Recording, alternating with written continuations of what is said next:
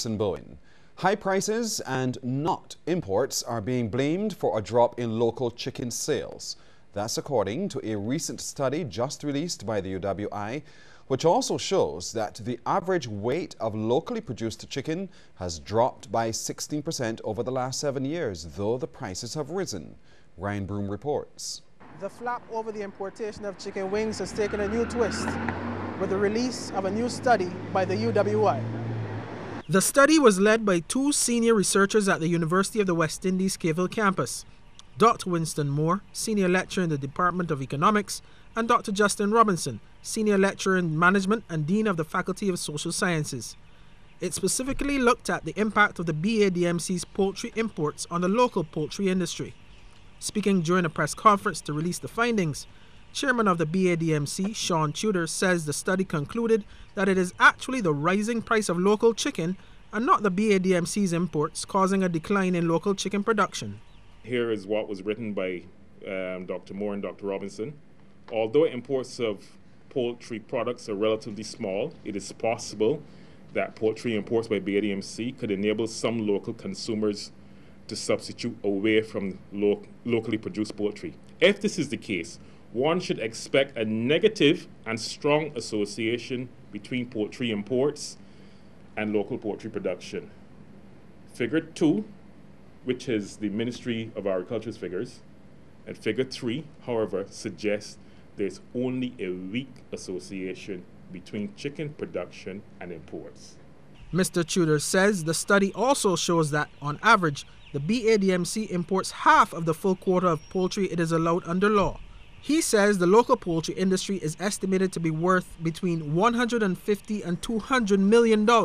And last year, the BADMC's total poultry imports were valued about $5.5 million, which represents about 4% of total industry sales. He says importations by the BADMC therefore cannot be the cause for any revenue declines in the local market.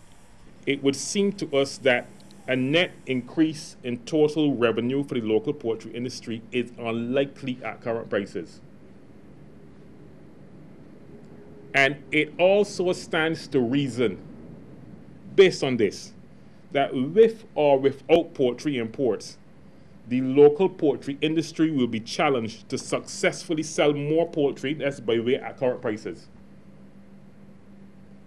Because it is clear from the information that's presented is that the determinant, the key factor in here is price.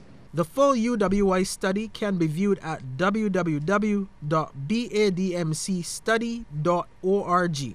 Reporting from the BADMC's office here at Princess Alice Highway, I'm Ryan Broom for CBC News. Some local Calypsonians want to see more space created for the increasing number of sweet soca songs.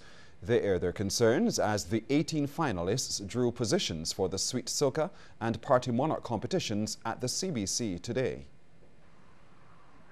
Veterans Mr. Dale and RPB are among those who want the Sweet Soca songs to be given more prominence. I would like to see more slots in the Sweet Soca because there were some brilliant tunes that were left out, and I mean it should really be commensurate with the amount of songs that are released. And if you got like 90% Sweet Soca being released, I think that the semi-final pool should be a little bigger.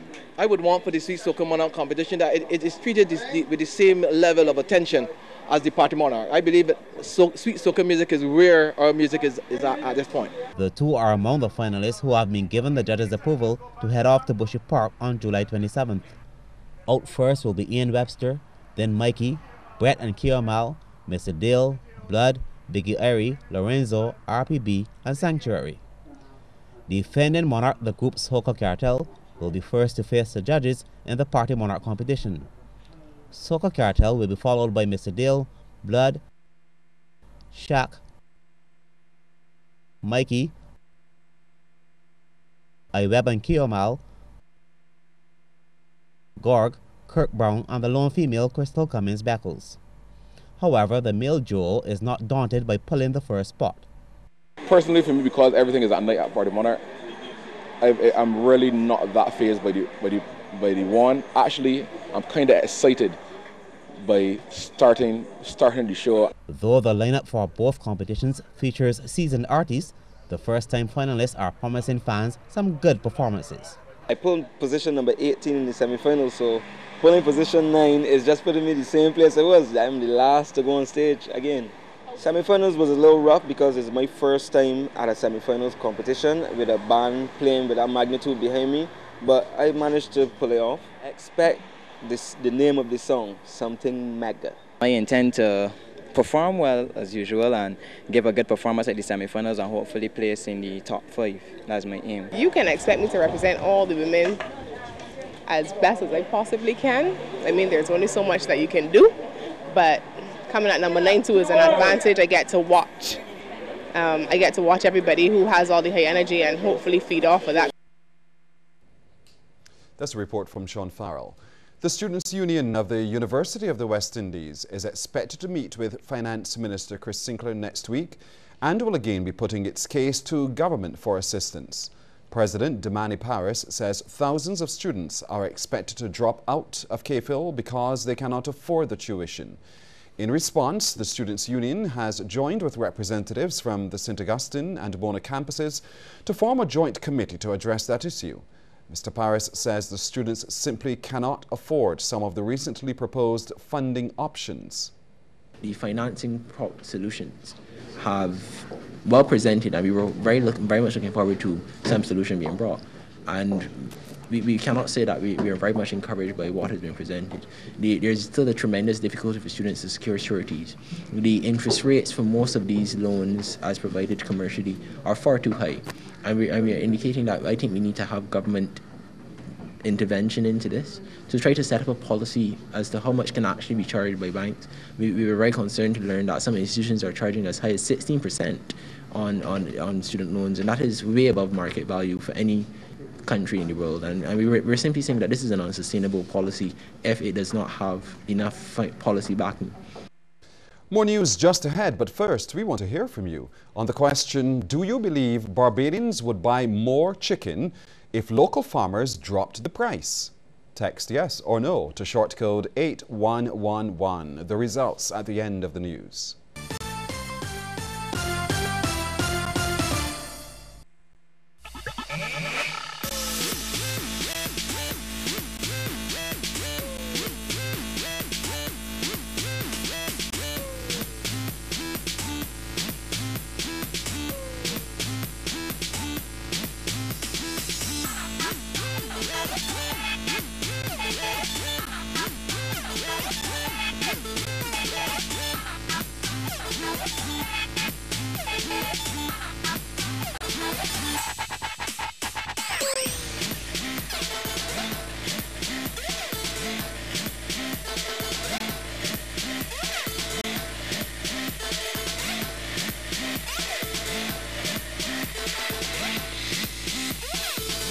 Called it the most wonderful time of the year. The clock is ticking and the time is near. Sunday, July 20th. It's Soca on the Hill. Guess the band is coming. Edwin Yearwood and Crossfire.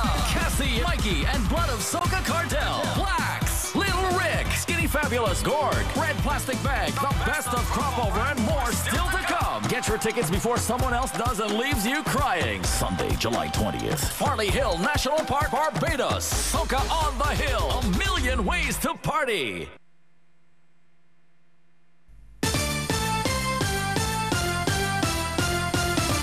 The European Union is committed to regional integration and development. Head of the EU delegation to Barbados and the Eastern Caribbean, Ambassador Michael Barford, says this will be manifest during the rollout of the upcoming 11th European Development Fund's assistance to CARIFORUM countries. The funding will be approximately 350 million euros, of which 110 million euros have in fact been earmarked for regional integration and EPA implementation. 110 million euros.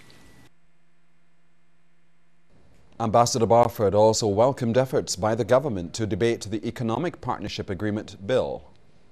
We were very, very pleased to see the debate on the second reading of the Economic Partnership Agreement Bill 2013 in Parliament earlier this week.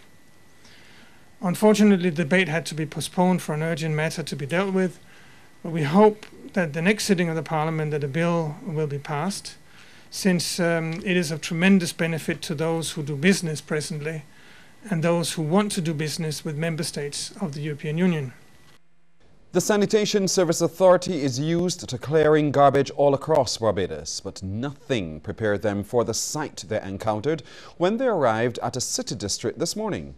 Workers were shocked to find a dismantled house and its contents next to the road obstructing traffic. Ryan Broom has that story. The Sanitation Service Authority certainly has its hands full, as illegal dumping was taken to a new level in the city today. Some residents told CBC the pileup of household waste actually started about a week ago, but it came to a head when the rubble made it almost impossible for vehicles to pass. Public Relations Officer with the SSA, Carol Padmore, says the problem is becoming too frequent. After 7 o'clock this morning, we, of course, doing our patrols, came upon what we consider to be a whole house next to the road, including contents. It was malicious, it blocked the drains, it was a health hazard, so we had to come and move it. But we don't like doing this because, one, once we continue to do it, as other residents said as they were passing, oh, you clean that now, and by tomorrow, we will put more there. No, that's ridiculous. Mr. Padmore says what makes it more frustrating for the authority is that they held a town hall meeting to engage residents on the dumping issues, but nobody turned up. He is therefore encouraging residents with bulk waste to contact the authority so arrangements can be made to handle it in a structured manner. When we have to pull manpower, equipment away, that's an additional cost. The cost is running up because these guys were assigned to do other duties today. And they have to come here now, and then we have to go into Wellness Street and other areas because people just don't care. And we have to get to the bottom of this somehow, and it concerns us. Our workers don't have to be exposed to this here, and we have discovered for the day human feces in the garbage today, and that's really ridiculous. Meanwhile, resident and vendor Amelia Joseph says it is a recurring problem in the area. I sell right here, and the stuff is blown down, and I can't sell for the whole week. I cannot sell. That is inconveniencing me. A lady died on Chepstow Street. The health inspector came and got 2 houses up before the lady house. That paroles just take over the house, and I got all the stuff and wood, and the health inspectors condemned it. And this part they put the stuff. The top of King William Street, the bottom of King William Street, and about 2 other places in the neighborhood is despicable. Reporting from King William Street in the city, I'm Ryan Broom for CBC News. Ryan, thank you. The Jehovah's Witnesses are holding a 3-day convention at the Garfield Sobers Gymnasium and are welcoming all members of the public. The convention is focusing on the family and how it can acknowledge and strengthen its relationship with God. Well, what we're hoping to achieve is to help persons who attend, particularly Jehovah's Witnesses and all our invited guests, because there's no admission, there's no collection, so everyone is invited to attend. What we're hoping to achieve is to help them to appreciate the value of God's kingdom, the purpose that it adds to their life now, and of course the future blessings that God's kingdom will offer to all mankind. David Gill gave some word of advice to the members present in the congregation. We therefore encourage you, yes, we urge you to use this track to help many more to appreciate the kingdom.